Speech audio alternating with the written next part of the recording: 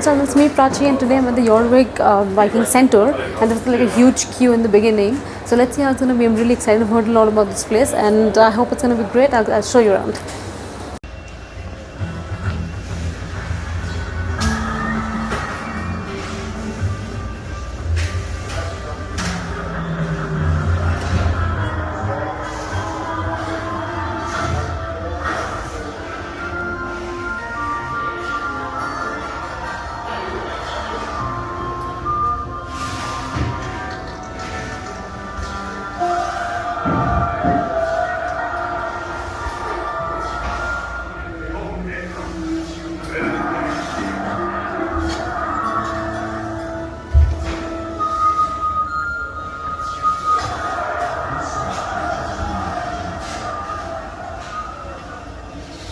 Around the time that Eric Bloodaxe, the last Viking king in Jorvik, was banished, Jorvik expanded dramatically, with new streets, new churches, and a brand new style of houses. It was a busy place, with people arriving from all over the Viking world to visit, trade, and settle. In this multicultural society, people had different appearances, languages, religions, and possessions. The remains of part of this thriving city were found right here, and by carefully piecing together all of the archaeological evidence and what we know from other sources, you can now visit the Viking Age.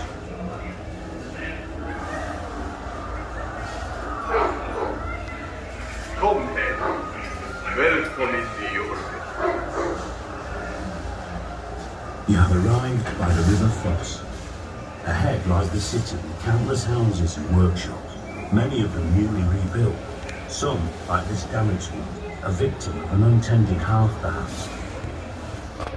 As ships became more seaworthy, the Vikings created wider trading routes, sometimes using chains of middlemen to carry goods from one side of the Viking world to the other. Silks and the cowrie shell found here suggest trade with Central Asia, the Eastern Mediterranean and the Red Sea.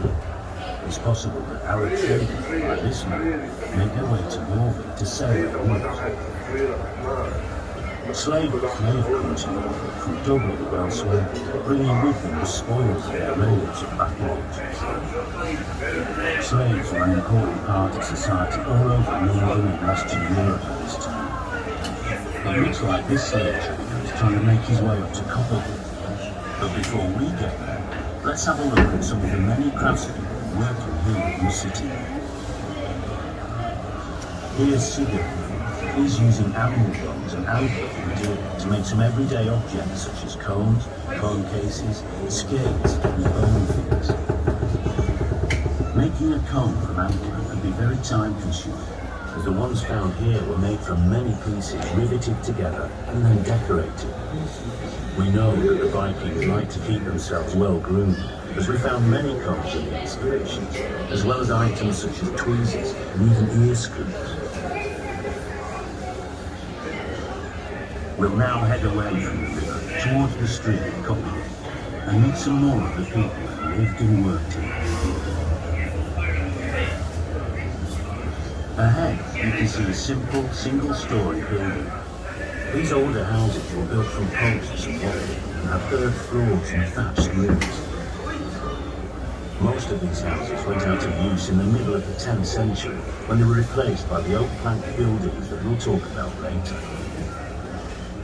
These early houses were built end-on to the streets and had long backyards with rubbish bins in them. It's not likely that they grew much food in their yards, but they probably kept animals there, such as those pigs you can see in the pen by the fence. From the many pig bones we found here, we know that Viking pigs were quite short and had a long snout like a wild boar. Pigs will eat almost anything, so would have been a great way to turn household waste into meat. Here's the blacksmith's house. Look inside and you can see his wife by the fire.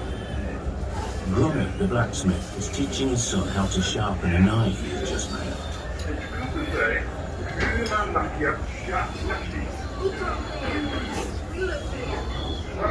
Viking age smiths were masters of their craft, and here in Jorvik they made everything from needles to beautifully ornate panels.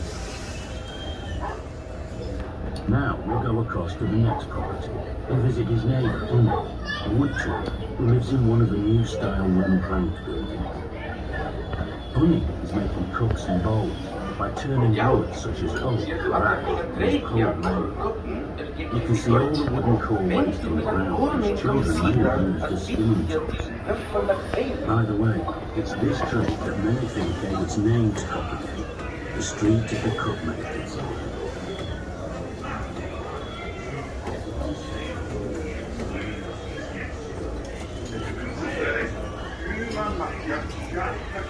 Another building is being built behind Bunny's house. Here, the cellar is being dug out and lined with oak planks before the upper story is added. You can see a stack of turrets over there that are going to be used to roof this building. Looks like the builders are having a rest there.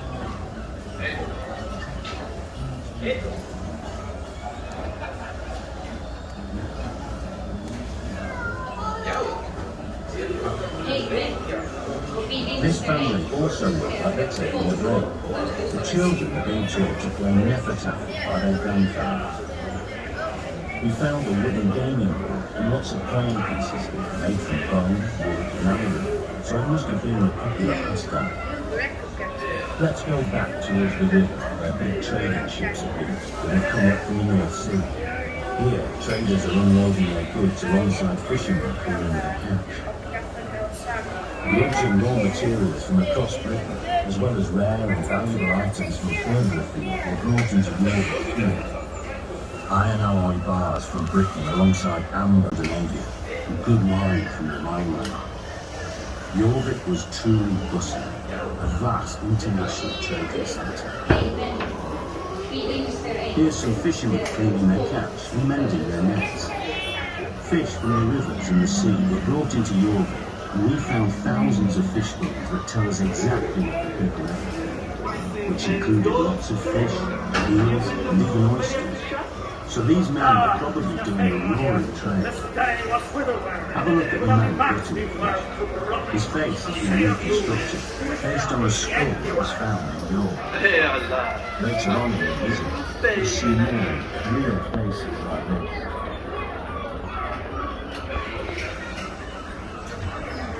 This next plot is a backyard where the people living here seem to have been dyeing their own cloth.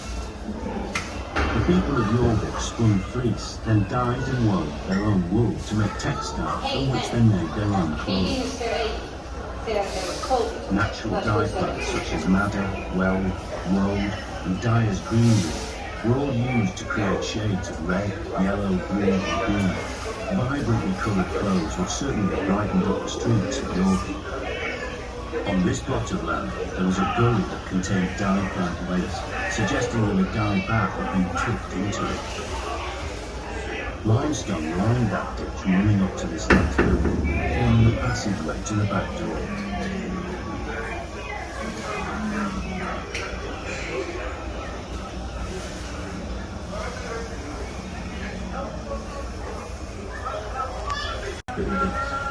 We're still discussing whether these buildings were 1 or 2 story, but they all had rooms or cellars below ground level.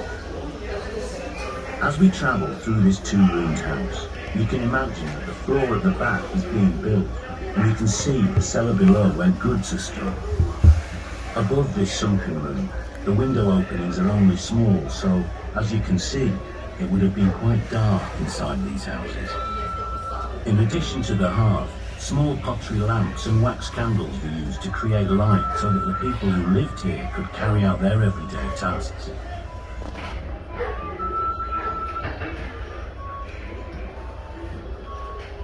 In this front room, you can see a woman working at the loom, which was used to weave woolen cloth for clothing and blankets.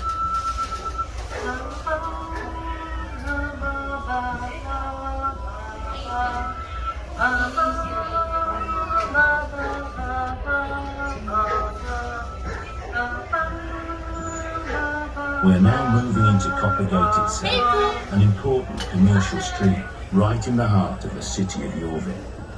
As you can see from these stalls, you can buy almost anything here. Coppergate is just one of the many streets in this city, which was home to more than 10,000 people. The streets of the city of Jorvik are covered in filth and mud, rutted by cart wheels and with potholes everywhere.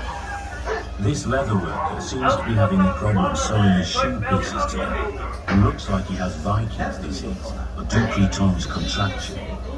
You can see it's caused the fingers on his hand to be called claw. It's a genetic disorder that runs in families, and seen particularly in middle-aged men. Tradition has it that it originated with the Vikings and spread it throughout Northern Europe and beyond, to travel and intermarry. This couple here are arguing about what to have for supper, meat or fish. It would seem that life hasn't changed too much over the last 1,000 years. They're arguing in Old Norse, but if you listen carefully, you can hear Old English, Middle Welsh and Old Irish all being spoken in this street. Here's a food seller trying to sell this wealthy-looking woman a cabbage of some sort. It doesn't look like the type of thing that would tempt her or her young lady. This woman looks like she's struggling to cross the road. We only found 2 complete skeletons in the excavations here, and this one is based on one of them. Nee, ga. You can Ik see sterf that she's overgaan walking dan with nog a bij. crutch due to Je her valt hip mee, problems and arthritis. You can find out more about her in the galleries to come. And worship their pagan Norse gods, but they seem to have adopted Christianity quite quickly. There is lots of evidence for there being a Viking-era church just behind Coppergate, and there were many other new churches built in Jorvik at this time. Here's a priest administering last rites.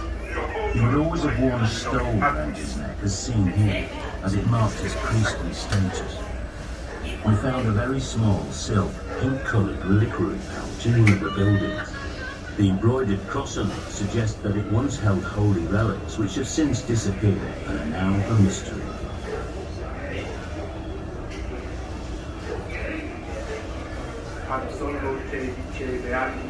Each property is separated from the next by woven wattled fences.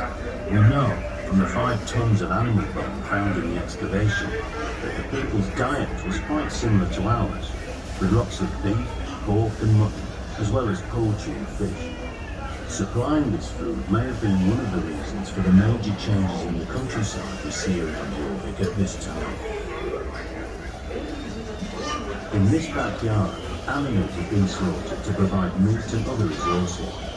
Body parts of cattle must have been a fairly familiar sight and smell around Viking Age Europe. As well as supplying meat, cattle carcasses also provided horn and hide, both valuable resources for making everyday items. Stomach contents and cowdom were other byproducts of this slaughter. There must have been loads of flies, breeding in rubbish pits and dumps across the city. The red kite, there on the fence, would have been a regular visitor, scavenging in the city, particularly in backyards like this. Toilets would also have been situated in the backyards. Pits in this yard were clearly used as latrines, as they were full of human waste, as well as moss, which was a type of Viking Age toilet paper. This man here doesn't look too happy to be disturbed, so perhaps we had better move on quickly.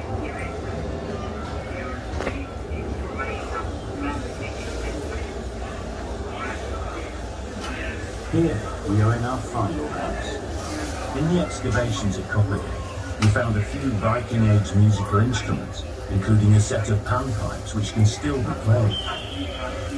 Music, saga telling and poetry must have been important in the Viking world. Iceland and Scandinavia have culturally rich in storytelling, traditions that developed in Viking times. Norse mythology, which conjures up gods and monsters.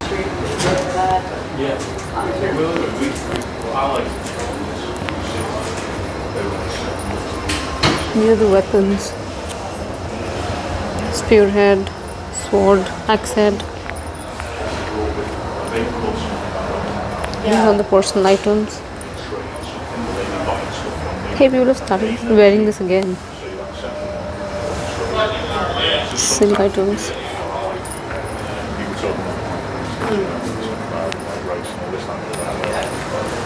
Sorry.